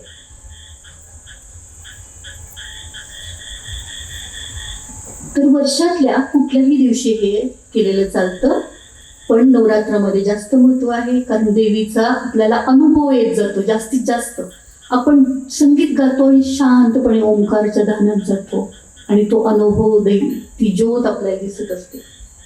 जशी बाह्य रूपात आपण तुळजापुरून ज्योत आणताय, ज्योत आणली जाते, ती ज्योत प्रतीक आहे आपल्या हृदयातल्या त्या चेतनेचं. त्या देवीपाशी भरपूर ऋषीमुनींनी तप केलेलं आहे. त्या देवीची ज्योत, त्या तपाची ज्योत आपल्या हृदयात जागवणं गरजेचं आहे. तर या वेळेला तिथं आणि काय होतं पुढे म्हणतात की सारे लोक जीवनमुक्त अवस्था जगू शकतात देवीच्या पायात, कारण देवी भरभरून देते. जेवढं तुम्ही भरभरून तिला शरण जाल तेवढं भरभरून प्रसाद आपल्याला मिळेल, असं सूतजी सांगतात. त्याच्यानंतर तिने सांगितले की परमशक्ती कशी आहे. आपण तिला निर्गुण रूपात पण बघू शकतो, पण सगुण रूपात तर ती अत्यंत सुंदर, अत्यंत मोह दिसते. प्रसन्न वदना, जसं की चंद्रासमान आहे देवी, चंद्रासमान आहे ना, श्री सुक्तात वर्णन आहे. त्याचप्रमाणे ती सूर्यासमान आहे, सूर्याचं पण वर्णन आहे. चंद्रासारखी पण आहे, शांत शीतल स्निग्ध, तशी सूर्यासारखी तेजस्वी प्रखर, असं संयोग आहे या देवीच्या ह्याच्यामध्ये सगुण रूपामध्ये. तर ज्या वेळेला देवी पारायण कसं करावं याचं सांगितलं, त्याचप्रमाणे हे केलं गेलं. आयोजकांचे आभार की जसं लिहिलं गेलं कसं करावं, काय काय करावं, त्याचप्रमाणे पोथी पूजन करावं, कलश स्थापना करावी, काय नैवेद्य दाखवावं, श्रीयंत्राचं पूजन करावं, देवीची प्रतिमा कशी असावी, हे सारं आपण शास्त्रोक्तरित्या केलंय. आणि अजून एक वैशिष्ट्य आहे की जो यजमान हे आयोजित करतो त्यांना कित्येक पट पुण्य मिळतं, देवीचा आशीर्वाद मिळतो. जो श्रवण करतो त्याला भरभरून मिळतच, पण जो आयोजन करतो त्याला तर कित्येक पट मिळतं. जो सांगतो कथाकार त्याला काय मिळतं, त्याला भरभरून आशीर्वाद मिळतात देवीचे. तर साऱ्यांना सारं मिळतं, साऱ्यांना सारं मिळतं जेव्हा आपण देवीचं पारायण करतो तेव्हा. तर अशी देवीची महिमा आहे आणि ध्यान करायची महिमा आहे. जसं आपण बाहेर सगुण रूपात देवीला षोडशोपचार पूजा करतो, तसंच मनातून मानस पूजा करत षोडशोपचारीने पूजा केली तर त्याचं पण आपल्याला खूप छान फळ मिळतं. आपण तुरीय अवस्थेपर्यंत जाऊ शकतो त्या ध्यानाने, कारण साऱ्या ब्रह्मा विष्णू महेश साऱ्यांची चेतना एकच आहे, ती देवी. सुषुम्ना नाडीतून कुंडलिनीचं जागरण होतं, सप्तचक्रातून. प्रत्येक चक्राची एक देवता आहे आणि त्या चेतनेच्या अत्युच्च अवस्थेपर्यंत आपण पोचतो आणि जीवनमुक्त होतो. जीवनात राहूनही भोग घेऊनही योगी होतो आपण. असा हा देवीचा अपरंपार महिमा सूतजी सांगतात साऱ्या शौनकादी ऋषींना. आणि ते कुठे सांगतात तर नैमिषारण्यामध्ये. जसं श्रीमद भागवत नैमिषारण्यात सांगितलं घेतलं, कारण नैमिषारण्य जे लखनौ कानपूरच्या जवळ आहे, पूर्वी होतं, अजून पण आहे, अरण्य नाहीये पण आहे तिथे मंदिर. त्या क्षेत्राची महिमा असते की आहे की तिथं कली प्रवेश करत नाही. कलियुगामध्ये कली आहे ना, कली देवता, पण कलीचा प्रवेश नैमिषारण्यात होत नाही. म्हणून तिथं सांगणं जास्त चांगलं, पण आपल्या इथे जेव्हा आपण देवी भागवत सांगतो कुठेही, तेव्हा हा जिथं जो मंडप असतो किंवा जे सभागृह असतं देवी मंडपाचं, ते जणू काय देवीचं गर्भालय होऊन जातो. देवी वास करत असते तिथे. चेतना या त्या मंडपाला येते आणि एक तीर्थस्थान होऊन जातं हे मंडप म्हणजे. आणि शास्त्रोक्तरित्या आतमध्ये पण देवी सप्तशतीचे पाठ केले जातात. त्यावेळेला आपलं देवालय गर्भालय हे पण तीर्थक्षेत्र होऊन जातं. म्हणजे काय तर ती चेतना त्या वातावरणात साऱ्या वातावरणात बसते, मंडपात आणि घरात आणि आपल्या हृदयात आपल्या साऱ्यांच्या. ही 7 दिवस 9 दिवस पारायणचे असतात. देवी भागवत नेहमी 9 दिवस असतं, पण आपण काही कारणाअभावी आपण 7 दिवसात ते कम्प्लीट करूया. पण या 7 दिवसात त्या 9 दिवसाचाच अनुभव आपल्याला येईल.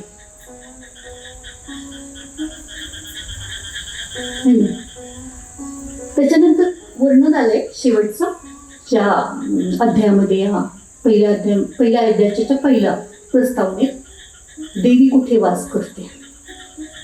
आता कुठे वास करते देवी? आपल्या हृदयात आपण म्हटलं देवी माझ्यात आहे, तुमच्यात आहे, साऱ्यांच्यात आहे, पुरुषाच्यात आहे आणि स्त्रियांच्यात पण आहे. ती कुणाच्यात नाही आहे, साऱ्यात आहे. चेतना साऱ्यात आहे. त्या दगडात आहे, फुलात आहे, पानात आहे, साऱ्यात, खाचा खळग्यात, साऱ्यात देवीचा वास आहे. पण ती आपण सगुण स्वरूपाने तिला पूजतो तेव्हा ती आपल्यात प्रकट होत जाते. आता तिचं वसतिस्थान कुठे आहे असं म्हणतो तर ती सूतजी सांगतात. एक वर्णन आले मणिद्वीपाचं. पुढे आपण देवी भागवतात मणिद्वीपाचं सुंदर वर्णन करतात सूतजी. खूप सुंदर वर्णन आहे मणिद्वीपाचं. ती कुठे राहते तर ती मणिद्वीपामध्ये राहते. असं द्वीप जे स्वर्गावरून सुंदर आहे, जिथं अमृताच्या विहिरी आहेत, झरे झरणे आहेत, अमृताच्या नद्या वाहत आहेत सुंदर, पक्षी किलकिलाट करतायत सुंदर,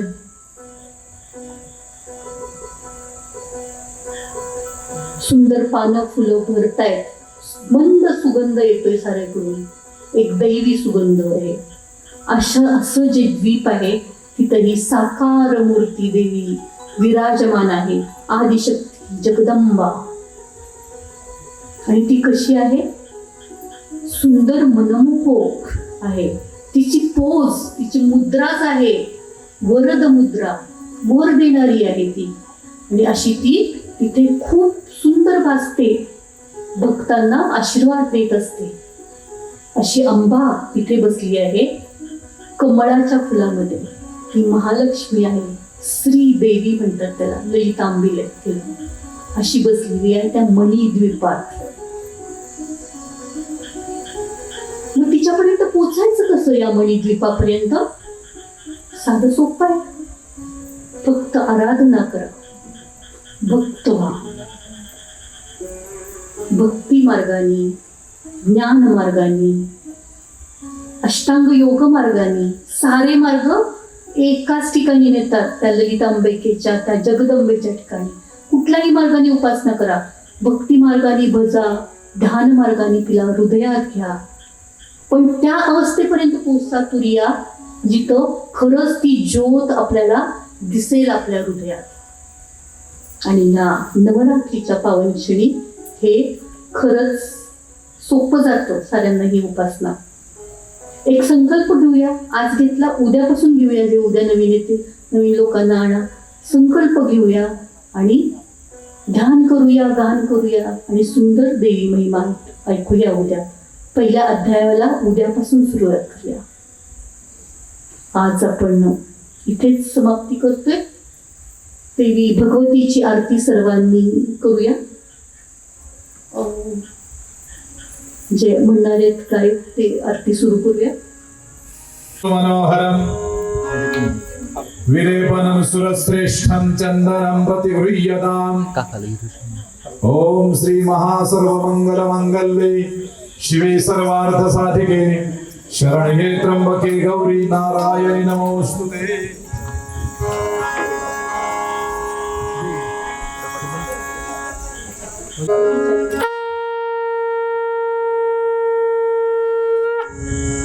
दुर्गे दुर्गट भारी तुझे संसारी अनाथ नाथे अंबे करुणा विसारी वारी वारी जन्म मरणाते वारी.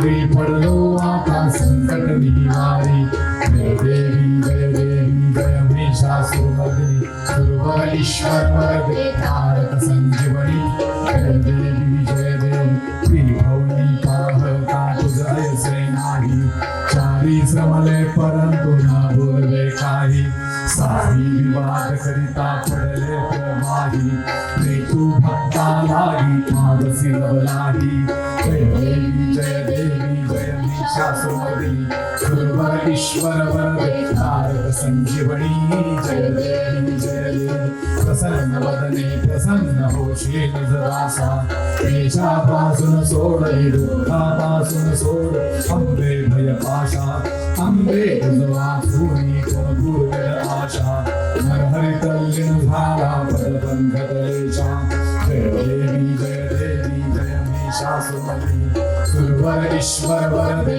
तारक संजीवनी जय देवी बोला जगदंबा माता की जय. जगदंबा माता की जय. हरिराजा हे